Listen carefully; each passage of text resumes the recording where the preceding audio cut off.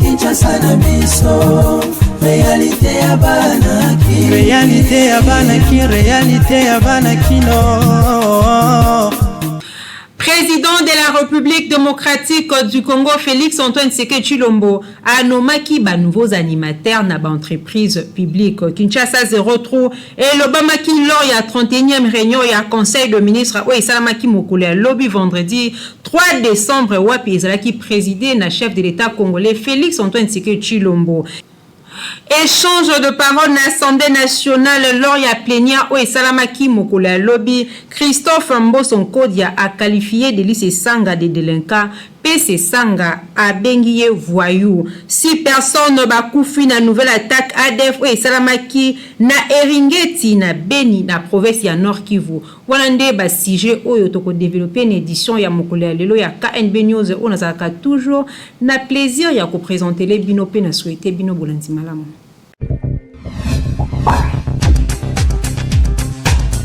Mbote na bino bandeko balanzi ya KNB News kakande na lobaki ne bandeli chef de l'État congolais Félix Antoine Tshisekedi Tshilombo a nommé ba nouveaux animateurs na ba entreprise publique. Naomi Pila reportage.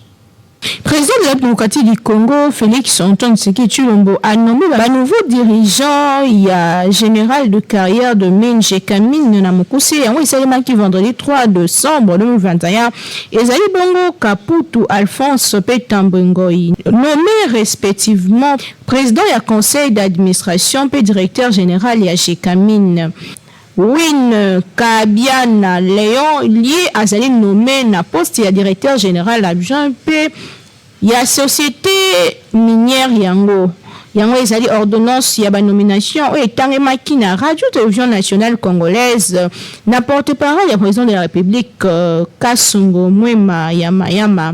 Nouveau communauté yango ezali ko remplacer Albert Yuma oyo a dirigé Jekamine Wuta 2010 ye azali pe lisusu président ya fédération des entreprises du Congo Wuta 2004 nouvelle yango ekitaki na pokwa ya vendredi 3 décembre wapi bisika ba nouveau animateur ya ba entreprise publique bazalaki bongo nommé na président de la République démocratique du Congo toujours na etali ba régie financière et sengeli boye bakina DGIP bazui directeur général Mosusu ezali bongo Kabwa Kalume Henri Maurice azali directeur général chargé à la question technique na DGDAP Blondine Kavwamba directeur général Bernard Kabese Moussango azali directeur général adjoint chargé à la question technique Jean-Louis Baouna azali bongo directeur général adjoint chargé à la question financière et administrative na DGRAD kuna na ngambo na bango Jean Parfait Tambala directeur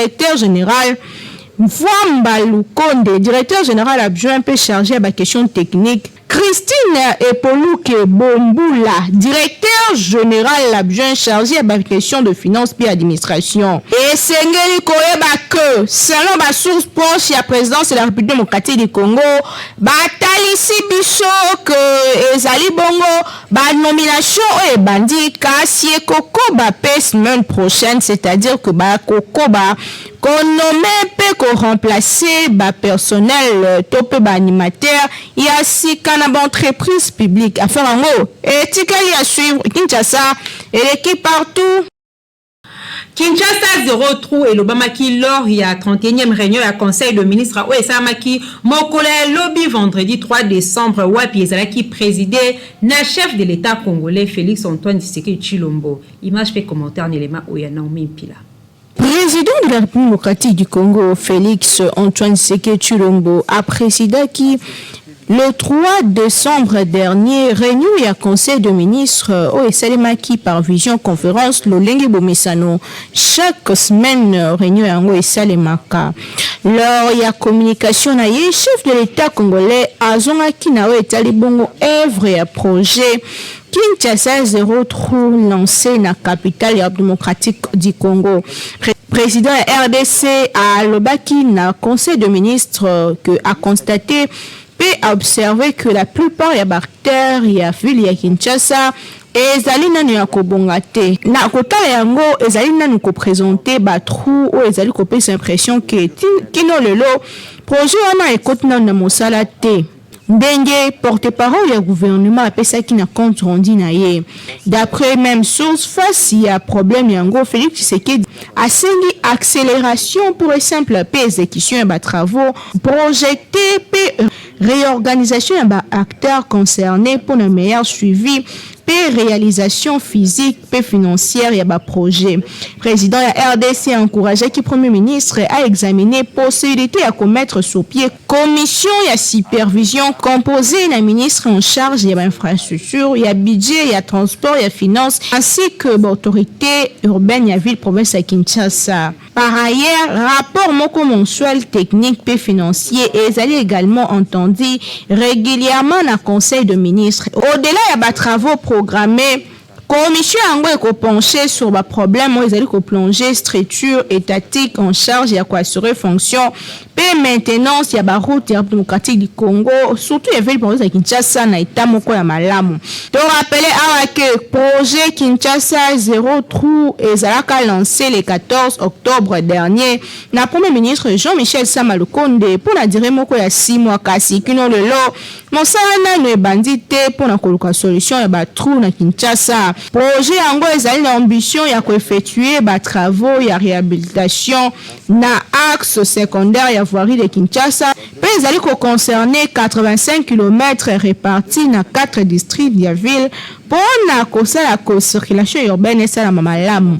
Conseil de ministres oyo esalemaki a vision conférence wapi chef de l'état moko a président ki ezalaki occasion ya koloba nyonso oyo ezali kosemena mboka na biso pe kopesa ba orientation ya sika. Na boye dossier Kinshasa zéro trou ezali kaka moko ya ba dossier ezalaki traité na kati ya conseil de ministres kasi ba dossier mususu pe belebele oyo ezali kosimba makambo mboka elobamaki pe toujours na kati ya conseil de ministres yango wa président de la République moko azalaki na pointe Kinshasa et l'équipe partout. Commencé à 12h15. La réunion du conseil de ministres a pris fin à 17h16. Je vous remercie.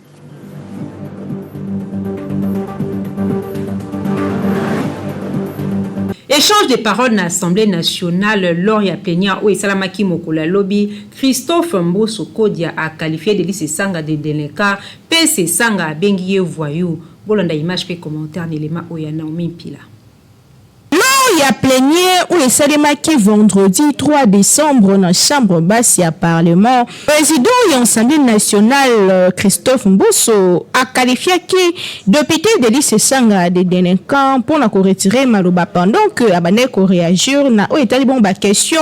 Il y a réduction de compte 2020. Na Maloba naie député pe président a parti en vol de lycée Sanga a affirmé qui après analyse que établit clairement que le gouvernement a joué en compte des recommandations ya baeli pour na kosala ko yango esalema malamu ndenge baeli du peuple bapesaka makanisi amonaki que examen pe nyonso ezali kosalema autour ya budget exercice 2022 et comment nango lokola formalité d'abord a qualifié qui comportement yango de délinquance financière ou taba dizaine d'années chaque fois réduction de compte et l'axaka clairement que le gouvernement a joué en compte des maloba o balopité baloba kanaye a exécuter budget n'importe comment sans tenir compte na maloba pe ko rendre compte na baeli nationaux o bazali bongo en principe ba autorité budgétaire mais gouvernement ezalaka nango to pe kindaka libanda situation yango ezali exceptionnelle te parce que et comment nango habitude chaque année ba présentaka ba montant o yaka nango kokokisa mate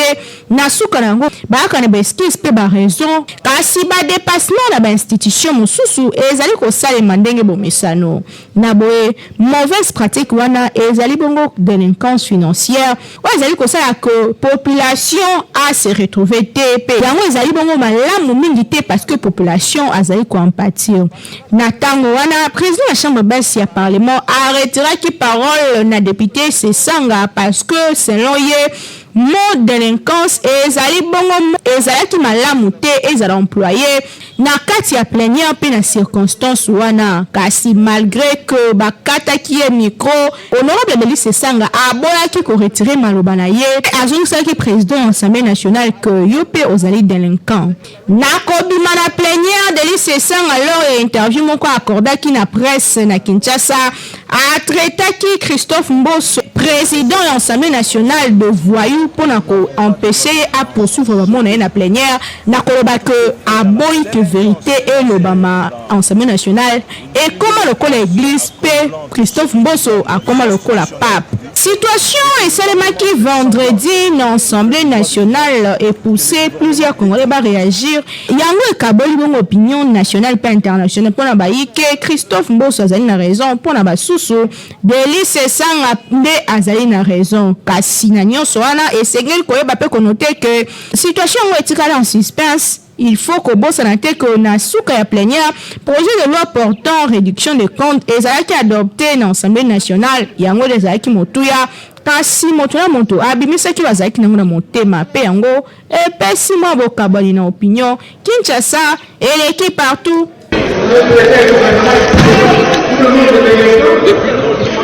Mais la violation des règles, c'est de la délinquance. Mais le comble, c'est que vous vous rendez même pas compte. Vous êtes ridicule.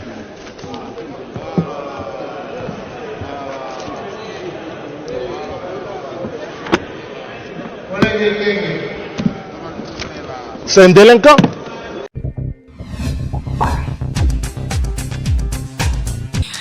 Betesco mosungi ya peuple congolais na souci azalaka nango atia ba chips na marché po na mikolo pe bana yango eza gumoko ya kosakana te bonzimela ngai pe yango ezotekama partout.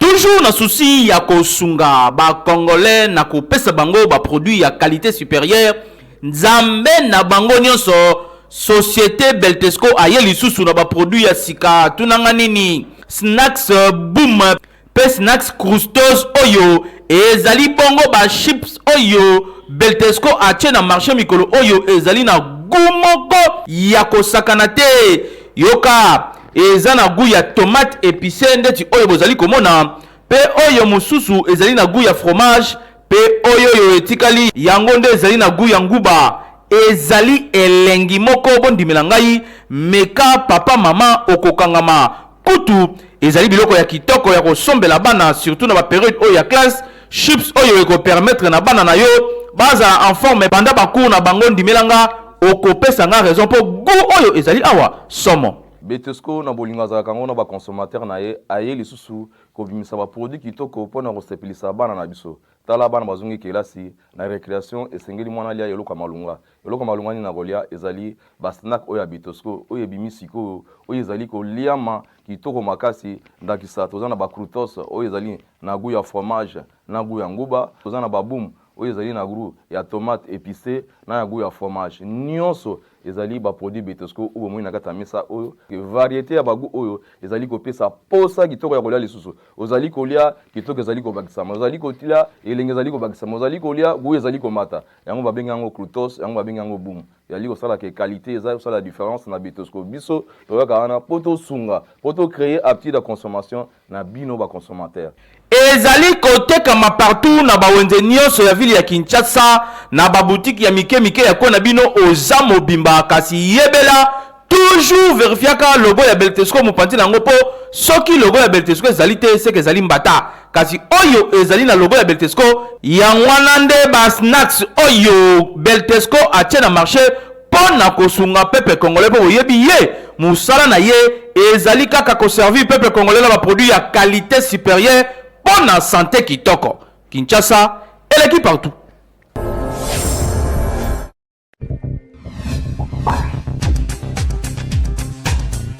Mokilezo célébrer le journée mondiale de l'égalité des chances. Normi Pila, apesi ba détail.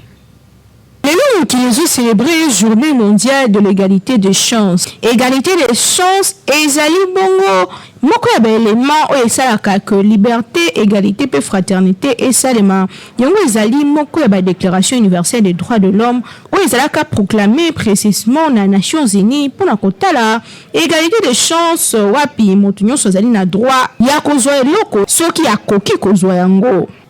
Égalité des chances, ezali moko ya cheval de bataille, surtout na oyo ezali bongo ba question du genre, c'est-à-dire que moi si na mobali esengeli base en égalité des chances, parité, pona oyo ezali bongo kozwa eloko moko to mosusu, c'est-à-dire que ceux qui deux personnes moi si na mobali ba mikuti ko wela eloko moko mokili etala te genre na bango moi si to mobali kasi batala nde ba capacité pe méritocratie pona koyeba nani kopesa mosala to pe marché moi si to mobali moto nyonso aza na égalité des chances moko. Égalité des chances ezali pe moko ya ba élément na oyo etali bongo ba question ba couche sociale, c'est-à-dire que ceux qui moto awuti na couche sociale mosusu azali na droit lokola bandeko nyonso kobika na ba condition nyonso pe kopesa ye chance à gagner vie na ye lolenge esengeli. Égalité des chances mosusu ezali kotalema entre bato bauti na ba milieu moderne na ba bauti na ba milieu ruraux. Et ezali très important koyeba que moto auti na milieu ruraux azali pe na droit ya vie lokola bato mosusu malgré ndenge abimeli. Ezali très important kopesa ye chance nyonso ya koresir na vie lokola moto oyo azali na volonté nyonso ezali kopartir na volonté ya moto na moto ya kolinga eloko songolo to pakala. Ezali ba question culturelle, ba question sociale, ba question de formation, pe bongo la bongo kasina nyonso esengi koyeba que tout le monde a droit à la vie, pe être humain nyonso bazali ego liboso ya nzambe pe liboso ya mibeko. Na boye ba initiative ya malonga esalemaka chaque jour pona ko restaurer égalité des chances. Initiative yango ezali bongo initiative ezali ko remonter na 2015 wapi bazali ko affirmer toujours 6 ans plus tard qu'on rendre possible égalité des chances partout dans le monde, surtout la carte bilenge moto nyonso azali na droit ya ko vivre pe ko partager rêve na ye lolenge esengeli azala mwindu mondele to pe pigme moto nyonso azali na droit ya vie, surtout na oyo etali bongo ba personne vivant avec handicap bazali pe na droit ya ko participer na vie sociale pe kozwa ata ba poste na kati ya société lolenge esengeli. Journal elo ezali pe journée ya réflexion pona kopesa moto nyonso pembe na yo chance koseka moto te kofinga moto te po moto nyonso azali na chance pe ya koganye vie na ye. Kinshasa eleki partout.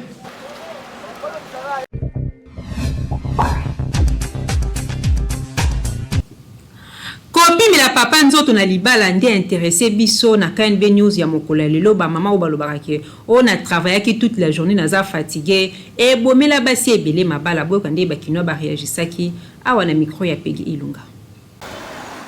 Problème ya ba rapport intime entre ba couple et comment sérieux problème lelo na société na biso.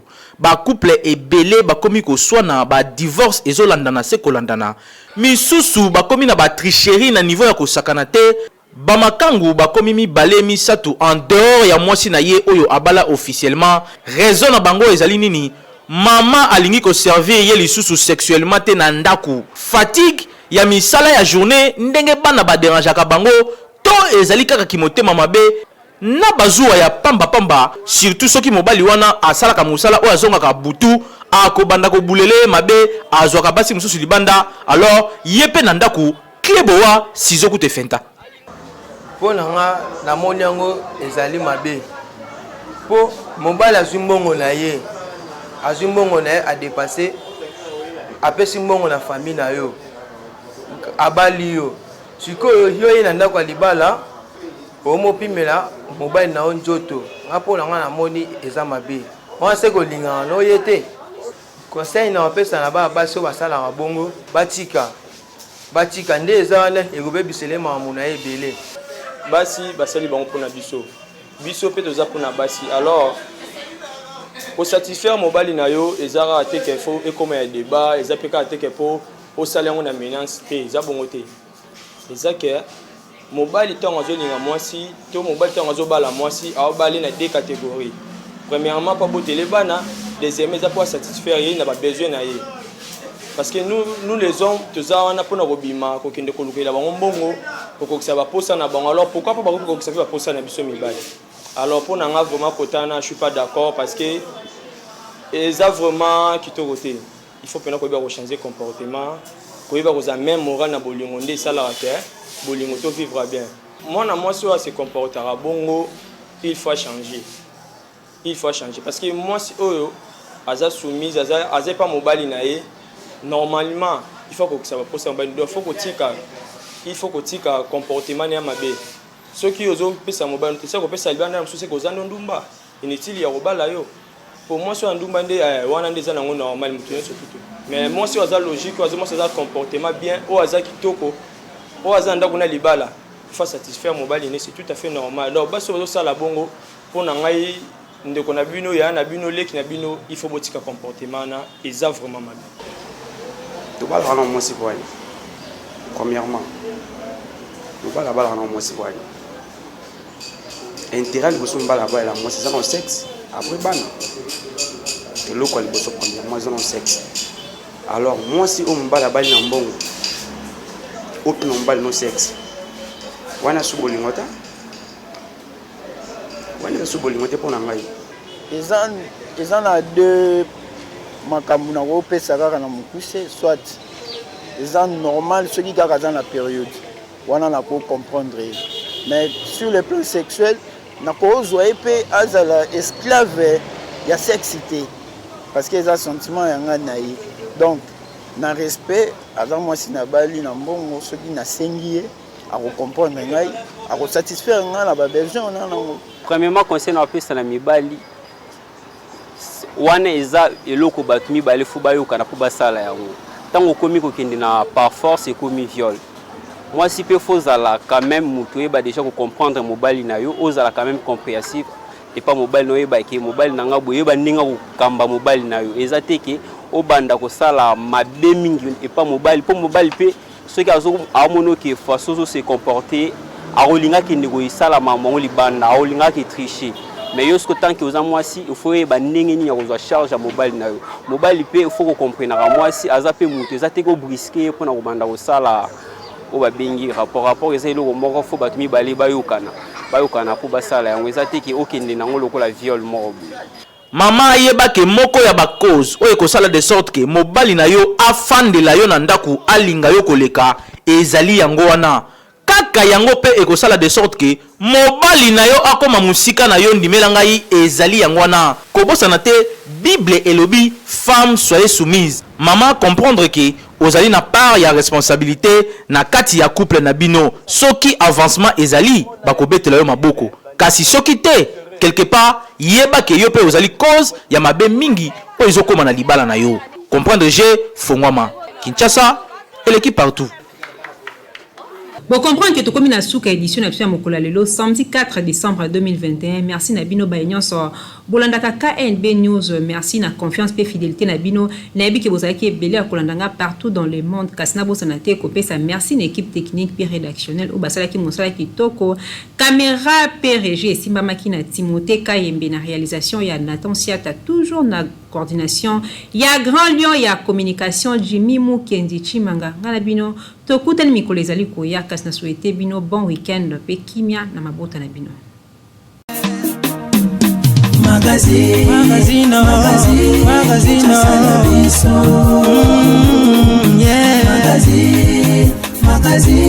Kinshasa na biso réalité ya bana kino